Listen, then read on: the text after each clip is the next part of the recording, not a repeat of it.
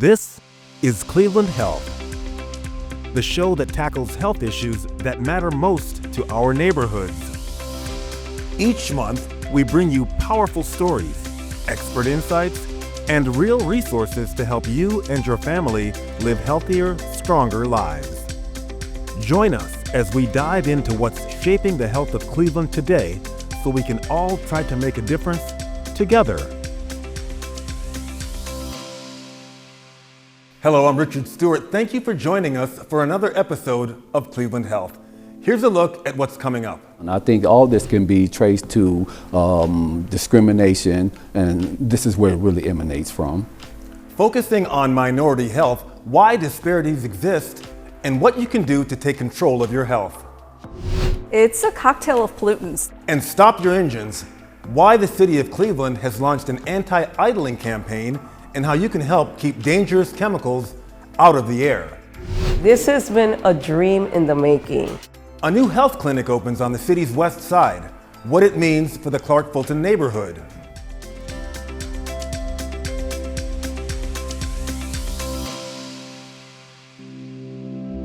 April is National Minority Health Month. It's an important time to talk about the health disparities that disproportionately impact minority communities. Joining me in studio to talk about it is Rafiq Ali. He's Project Director for the Cleveland Office of Minority Health. Rafiq, thank you for joining us.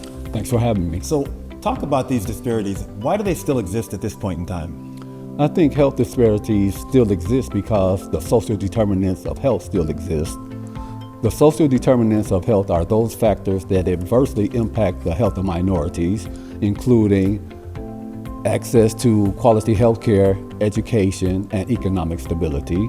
So those still exist, and this is why the disparities still exist. Talk about access, Rafiq. Is access still a problem for minorities in terms of being able to access the healthcare system? Absolutely, access is still a problem. If we think about transportation alone, many people in the minority communities do not have adequate access to transportation. So this in turn means that there's a failing when it comes to healthcare. Is there still a trust gap between minority communities and healthcare providers? Absolutely. Historically speaking, there has always been a mistrust between minority populations and the medical care establishment. If we were to even out this dynamic, we would see more prolonged and established changes. How did that lack of trust become established initially? What's the reason for that? Well, I think structural racism played a role in this, and just keeping minorities down. I think all this can be traced to discrimination, and this is where it really emanates from. What can healthcare providers do themselves to better align with minority communities? Thank you for that question. I think that there is a hegemonic relationship between doctors and patients, and I think if we get rid of this relationship and we even the playing field, doctors should not look down on their patients. It should be an approach, a shared approach to their health care, where the doctor asks questions and listens to the response that he or she is receiving.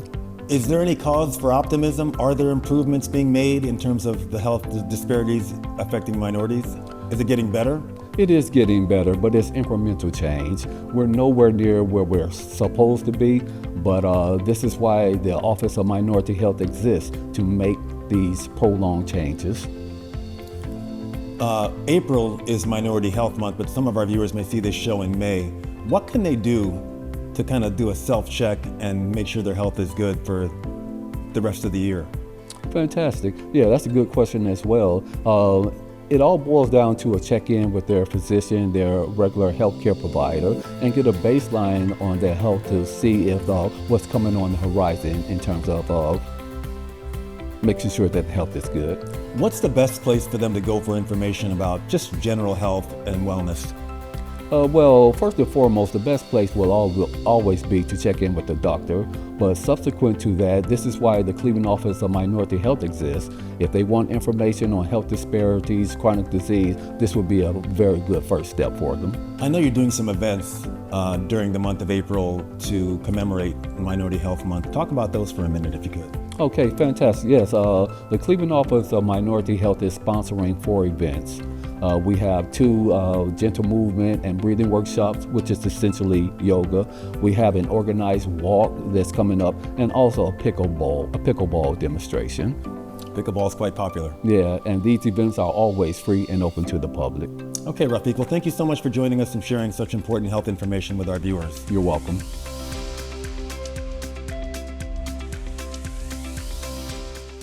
Up next on Cleveland Health, the simple thing we can all do to improve the air we breathe here in the city of Cleveland. Plus, inside one of the city's newest health centers, how it can help your body and your mind.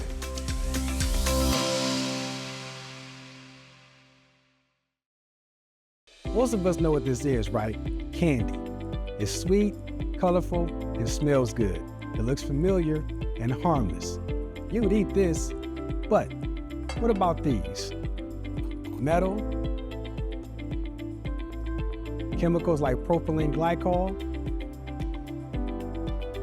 and nicotine. Would you consume these? No, you wouldn't. Now what if I put these inside the candy?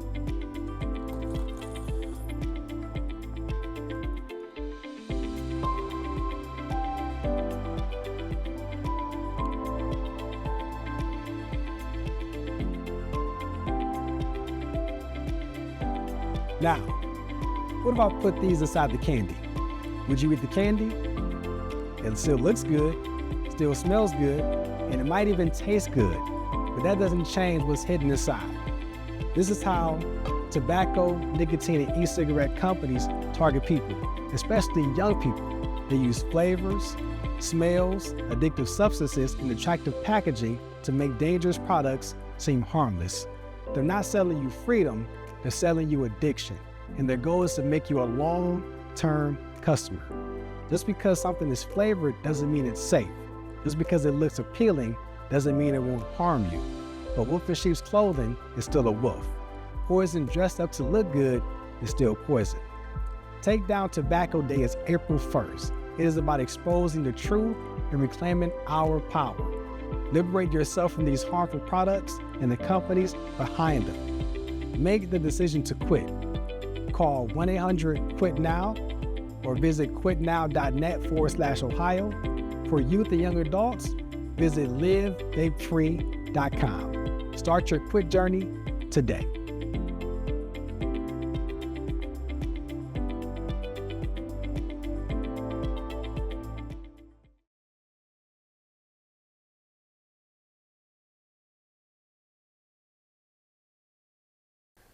Welcome back to Cleveland Health. I'm Richard Stewart. It's something a lot of us do, but we may not realize just how harmful it really is. Reducing the time a vehicle spends idling can make a big difference in air quality and even fuel costs. That's why the Cleveland Department of Public Health is trying to spread the word with a new campaign.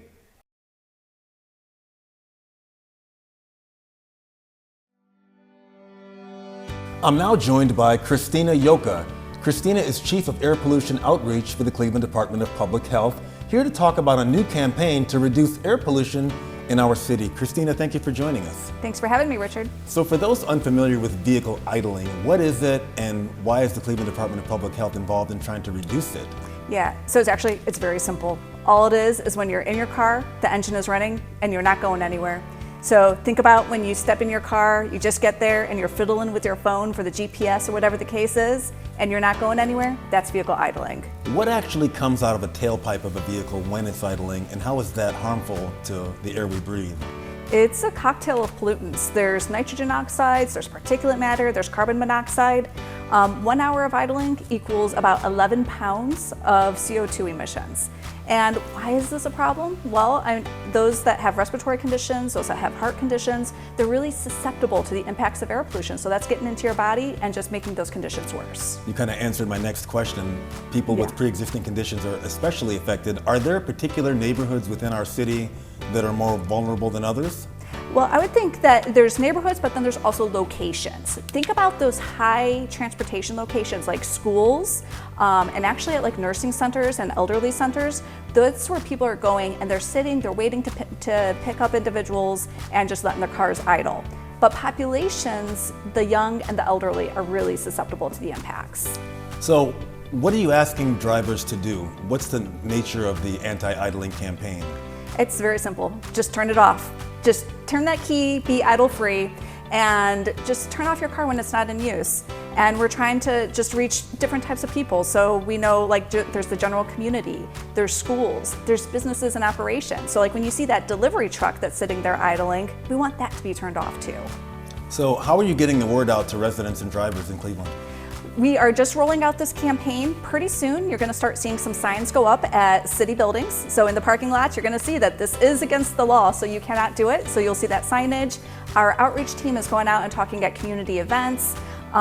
We are going to be doing some direct outreach to businesses and industry leaders in the community to see if they can adopt some idle-free policies. If anyone watching could just make one change in their own personal life to improve the quality of our air, what would that be? Yeah, so while you're sitting there waiting for that person to come to your car, just turn it off. Really simple, just turn it off and that'll have a big impact. And how can people get involved in the campaign? Where do you get more information? They can contact us. They can go to clevelandhealth.org. NOACA is one of our partner organizations, and they also have some really good information. They have some signs available that you can install, and they can just reach out to the air quality outreach team, and we'll get people engaged. Well, thank you for joining us and sharing such important information for the quality of our health. Thank you for having me. Up next, I'll take you inside Cleveland's new 18,000 square foot health clinic and tell you how it's bringing the community it serves together.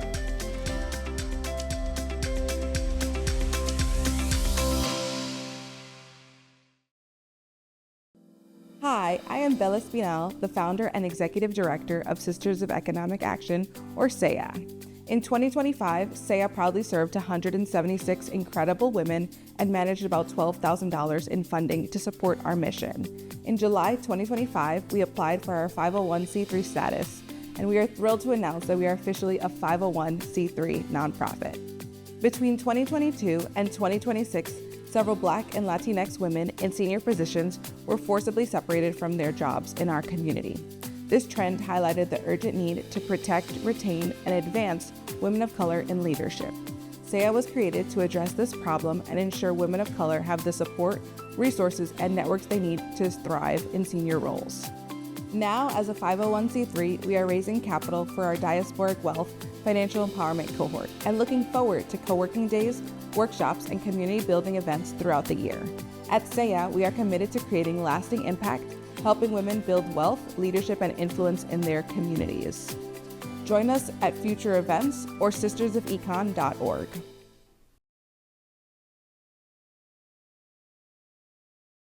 Welcome back to Cleveland Health. I'm Richard Stewart. A historic redevelopment project on Cleveland's west side is doing more than bringing new life to an old building. It's rethinking how health and stability come together in one place. In Clark Fulton, the Blanket Mills development is combining housing, healthcare, childcare, and community services all under one roof.